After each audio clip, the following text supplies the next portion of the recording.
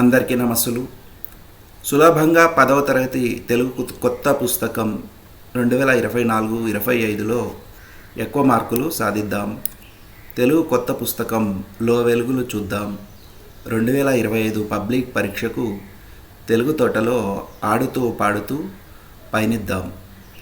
ఇందులో కొత్త పుస్తకంలోని పాఠాలన్నీ మనం పబ్లిక్లో అడిగేటటువంటి ప్రశ్నల సంఖ్య వారీగా నేర్చుకోవడానికి ప్రయత్నిద్దాం. 100% మార్కులు సాధించడానికి ఏది అవసరమో అంత మాత్రమే ఇక్కడ మనం చర్చించుకుంటాం. అనవసరమైనటువంటి పాయింట్ ఒక్కటి కూడా లేకుండా మనం నేర్చుకుందాం.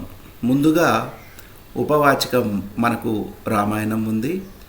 ఆ రామాయణంలో ప్రతిసారి అడిగేటటువంటి ఒక ముఖ్యమైనటువంటి ప్రశ్న 8 మార్కుల ప్రశ్న, పబ్లిక్ పరీక్షలో 9వ ప్రశ్న. దానిని ఇప్పుడు మనం చూద్దాం. ఈ ప్రశ్న చాలా రకాలుగా అడుగుతూ ఉంటారు.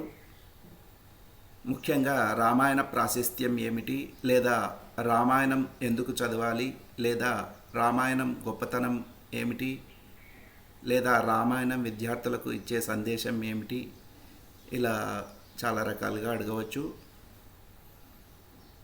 దీనికి సమాధానం మనం 12 లేదా 15 వాక్యాల్లో రాస్తే సరిపోతుంది.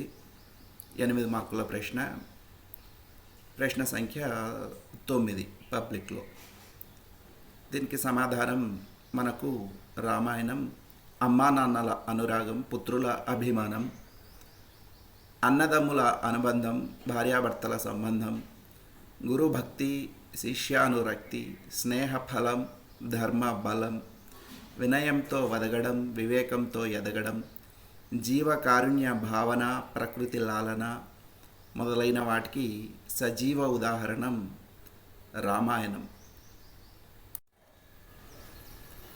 రామాయణం ప్రపంచంలోనే ఆది కావ్యం. దీనిని వాల్మీకి మహర్షి సంస్కృత భాషలో అనుష్ఠుప్ ఛందస్సులో రచించాడు. రామాయణంలో 6 కాండలు, 24,000 శ్లోకాలున్నాయి. మనిషి జీవితాన్ని బాగు చేస్తుంది రామాయణం. రామాయణం వంటి కావ్యం, రాముని వంటి ఆదర్శ మానవుడు భూమిపై లేరు. రామాయణానికి 3 పేర్లు ఉన్నాయి.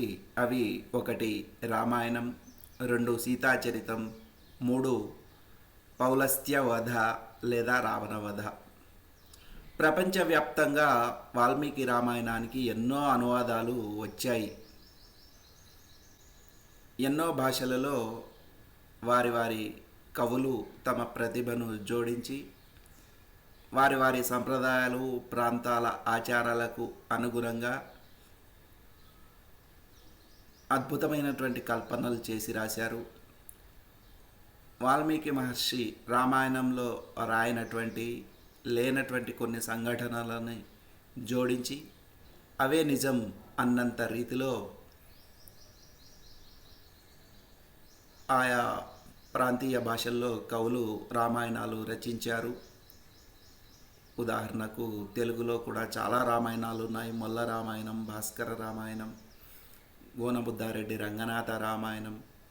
అదేవిధంగా హిందీలో తులసీదాస్ రామచరితమానస్ రామాయణం, ఇలా చాలా ఉన్నాయి. వాల్మీకి రామాయణంలో లేని కొన్ని సంఘటనలు అవే నిజం అన్నంత రీతిలో జనం గుండెల్లో చొచ్చుకుపోయి ప్రాచుర్యం పొందాయి. ఉదాహరణకు ఉడతా భక్తి, లక్ష్మణ రేఖ మొదలైనటువంటివి. మనిషి ఉన్నంతకాలం రామకథ ఉంటుంది. భూమిపై నదులు, కొండలు ఉన్నంత వరకు రామాయణం ఉంటుంది అని బ్రహ్మదేవుడు వరమిచ్చాడు.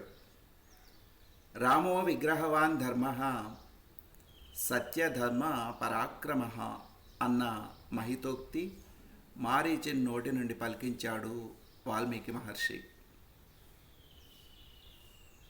మనకు రామాయణంలో ఏ ప్రశ్న ఇచ్చినా సరే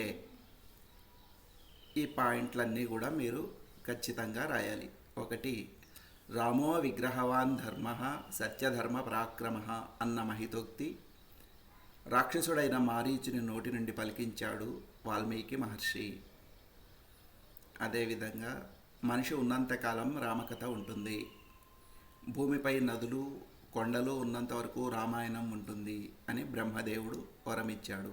ఈ 3 పాయింట్లు రామాయణం నుండి ఏ ప్రశ్న ఇచ్చినా మనం వ్రాయాలి.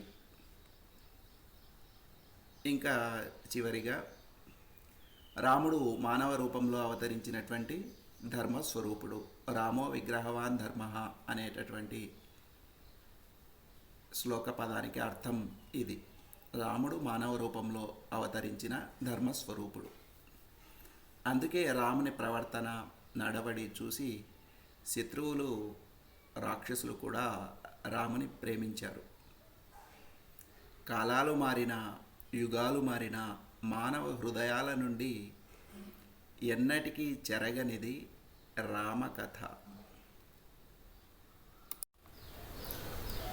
కొత్త పాఠ్యపుస్తకంలోని మరొక అంశంతో తర్వాతి వీడియోలో కలుద్దాం.